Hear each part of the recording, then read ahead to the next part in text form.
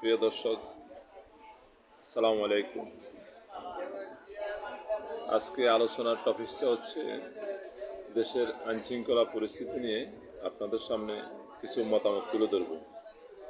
আশা করি আপনাদের ভালো লাগবে। বর্তমান ইন্টারিম গভর্নমেন্ট দেশ চালাচ্ছে। দেশের মধ্যে প্রথমে আইনশৃঙ্খলা পরিস্থিতি মোটামুটি একটু ভালো ছিল, কিন্তু দিনকে দিন সেটা নিয়ন্ত্রণের বাইরে চলে যাচ্ছে মনে হচ্ছে। এবং ইন্টারিম গভর্নমেন্ট সীমিত সময়ের জন্য দেশ পরিচালনা করার সুযোগ পায়। ওনাদের কাজ হচ্ছে নির্বাচন ব্যবস্থা ফিরিয়ে আনা, নির্বাচন দেওয়া, শান্তিপূর্ণ, অবাধ ও সুষ্ঠু একটা নির্বাচন উপহার দেওয়া, আর সরকারের প্রাত্যহিক দৈনন্দিন কাজগুলা পরিচালনা করা। সীমিত সময়ের জন্য যখন একটা ইন্টারিম গভর্নমেন্ট আসে তখন জনমনে এটার তেমন প্রতিফলন হয় না। মানুষ নির্বাচনের দিকে দাবিতে থাকে, আইনশৃঙ্খলা পরিস্থিতি মোটামুটি নিয়ন্ত্রণের মধ্যে থাকে।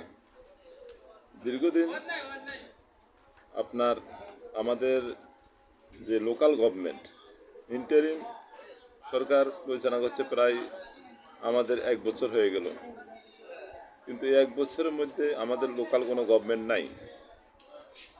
এই লোকাল গভর্নমেন্ট যদি একটা দেশে না থাকে তাহলে আইনশৃঙ্খলা পরিস্থিতি কীভাবে ঠিক থাকে? এই লোকাল গভর্নমেন্টের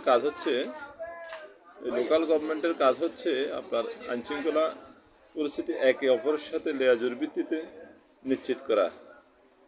যেমন আপনার এলাকায় একজন মেম্বার আছে, একজন চেয়ারম্যান আছে, উপজেলা চেয়ারম্যান আছে, পৌরসভার চেয়ারম্যান আছে, এরা সবাই স্থানীয় সরকার আওতাভুক্ত।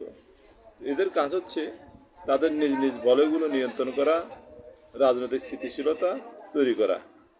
কিন্তু দীর্ঘদিন যখন এই ধরনের একটা সরকার অনুপস্থিত, তাহলে আইনশৃঙ্খলা পরিস্থিতি কোন পর্যায়ে গিয়ে দাঁড়াতে পারে সেটা একটু ভাবনার বিষয়।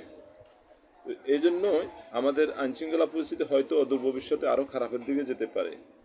তাই ইন্টারিম গভর্নমেন্ট যত তাড়াতাড়ি দেশে একটা অবাধ, সুষ্ঠু, নিরপেক্ষ নির্বাচনের ব্যবস্থা না করবে ততদিন মনে হয় না আইনশৃঙ্খলা পরিস্থিতি ঠিক হবে।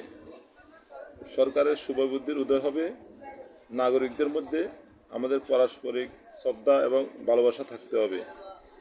সব রাজনৈতিক দলকে এই ক্ষেত্রে সহায়তা করতে হবে। সবাই মিলেমিশে যেন আমরা সুন্দর একটা রাষ্ট্র বিনির্মাণ করতে পারি, ওই ধরনের মন মানসিক আমাদের সবার মধ্যে কাজ করতে হবে। দর্শক, আল্লাহ হাফেজ।